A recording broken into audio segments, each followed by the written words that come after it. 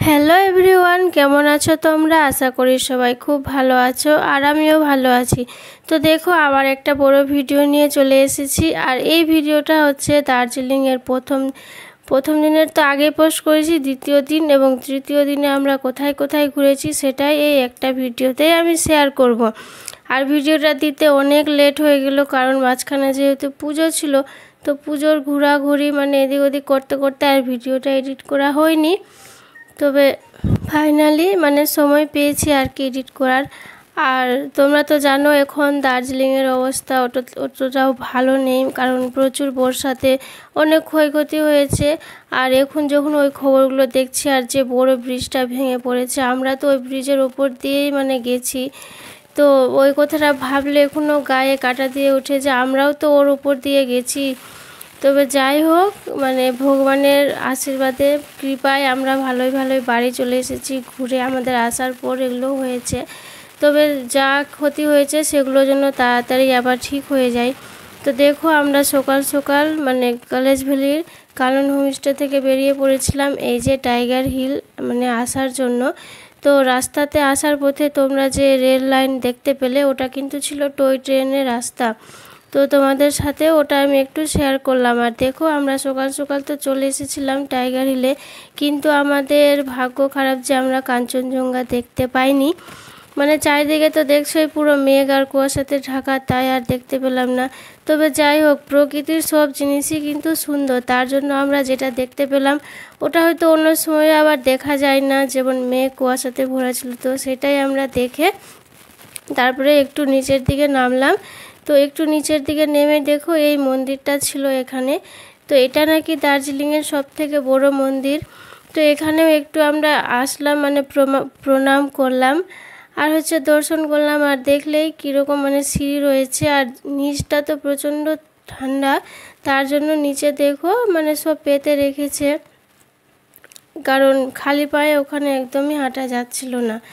তো আর দেখো নিচে পুরো খাদ রয়েছে, ওর উপরটা এরকম মন্দির রয়েছে। আর এদিকে দেখো পুজো দিচ্ছে অনেকে, এখানে পুজো দেই যেহেতু সবথেকে বড় মন্দির বলে কথা। আর দেখো রাস্তার দুপাশটায় মন্দিরটা ছিল, এই পাশটায় আমরা দেখলাম। আর এর পরের পাশে এই দেখো এই পাশটায় একটা কুণ্ড রয়েছে, আর কুণ্ডর মধ্যে অনেক রকমের মাছ রয়েছে জানো, লাল সাদা আরও অনেক রকমের মাছ রয়েছে। জল কিন্তু বেশি ছিল না, সামান্য, ওর মধ্যে মাছ কিন্তু অনেক ছিল। আর চিকু তো মাছ থেকে খুব খুশি, আর চিকু তো এখন আমার কোলেই ছিল, আর ওকে কোলে নিয়ে ভিডিওগুলো করেছি, তার জন্য অতটাও ভালো হয়নি। তো দেখো আমরা সব দেখে এদিকে প্রণাম করে প্রসাদ নিয়ে তারপরে ওখান থেকে বেরিয়ে পড়লাম। তারপরে অনেকটা রাস্তা আসার পর এই যে ঘুম স্টেশন পার করে এখানে চলে এলাম। এটা ঘুম মনিস্ট্রি, আর এর মধ্যে একটা বড় বুদ্ধদেবের মূর্তি রয়েছে ওই রুমটার ভেতরে। আর ওখানে পুজো হচ্ছিল ওই সময়, ওই যে সামনে যে রুমটা দেখছো ওর মধ্যে পুজো হচ্ছিল। আর এইখানটায় কিছু দোকানপাটও রয়েছিল, তো ওখান থেকে আমি একটা বড় ছাতা নিয়েছি। তো ছাতাটার দাম 250 টাকা নিয়েছিল, কিন্তু ছাতাটা কিন্তু খুব সুন্দর। কোনো এক সময় তোমাদের সাথে ওটাও শেয়ার করব।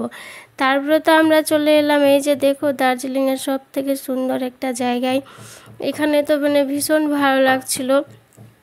আর এর মধ্যে দিয়ে টয় ট্রেনটা যখন যায় তখন ভীষণ সুন্দর লাগে।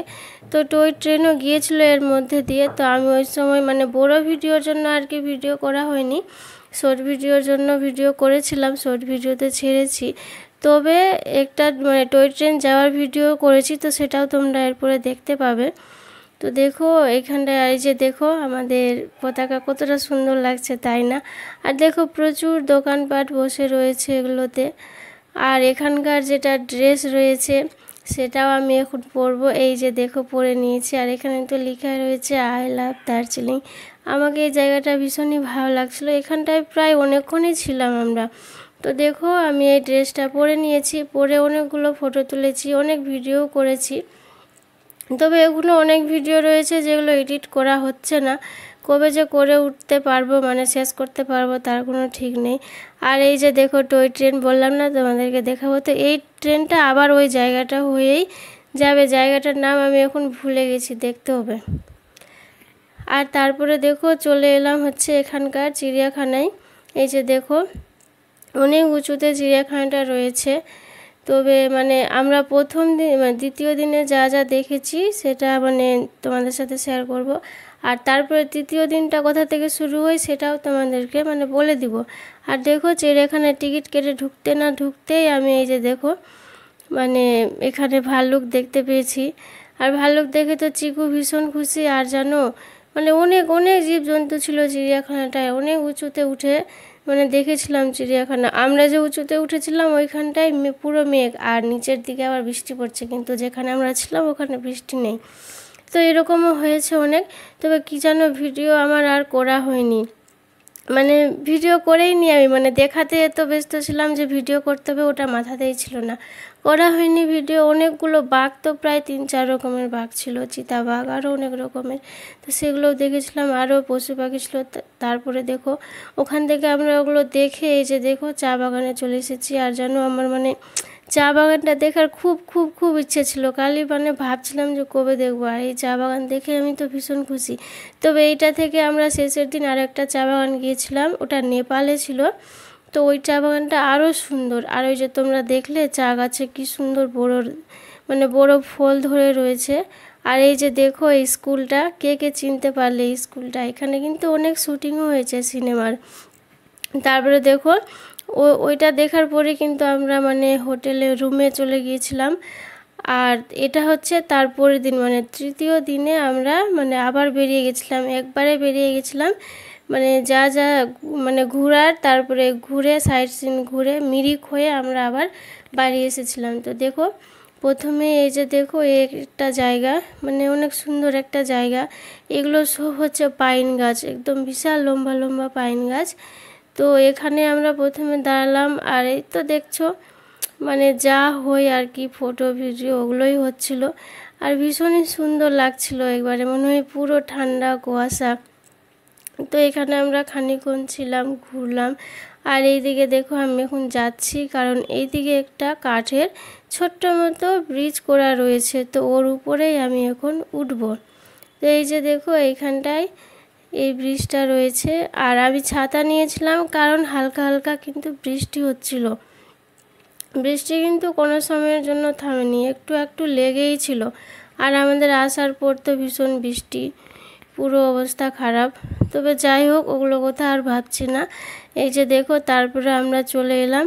আর এখান থেকে ভিউটা কতটা সুন্দর দেখো, কারণ একটু মেঘটা মানে ঠিক হয়েছিল, কুয়াশাটা একটু কমেছিল। আর ওই যে নিচে একটা পুরো মানে জনবসতি রয়েছে সেটা দেখা যাচ্ছে, ওই যে দেখো তোমরা দেখতে পাচ্ছ কি না, ভীষণ সুন্দর লাগছিল এখান থেকে।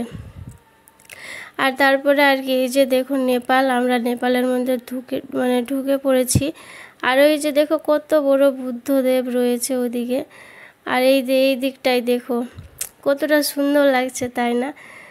তারপরে ওইদিকে চা বাগান রয়েছে, তো এখন ওদিকেই যাব। ওই যে দেখো ব্রিজের মতো রয়েছে, ওটা দিয়ে চলে এলাম চা বাগানে। আর এই যে দেখো এই চা বাগানটা অনেক সুন্দর, মানে অনেকটা সুন্দর এই চা বাগানটা দেখো, একদম পরিষ্কার। আর চারদিকে দেখো সবুজে একদম ভরে রয়েছে।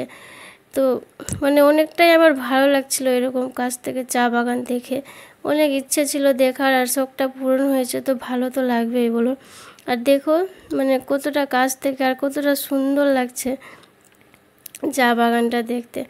আমি তো ভীষণই হ্যাপি, তোমরা আমার মুখ দেখেই বুঝতে পারছো। তো চলো এই চা বাগান দেখে নিলাম, এখন আমরা এখান থেকে বেরিয়ে পড়ব।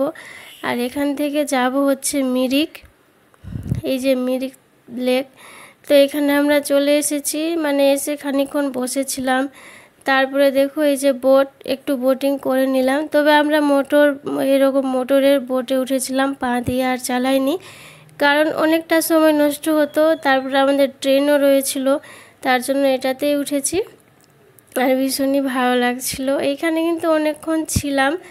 তবে এই যে দেখো এই দাদাটাই চালাচ্ছিল। আর ওই যে দেখলে ওদিকে ব্রিজ, ওই ব্রিজটা পার করে ওই দিকটা যাব, তারপরে এই যে চলে এলাম। তারপরে আবার ওই দিকটায় গিয়ে আমাদের মানে বোটিং শেষ আর কি। তো এই তো ভিডিও করছি চারিদিকে আর বোটিং করার মজা নিচ্ছি।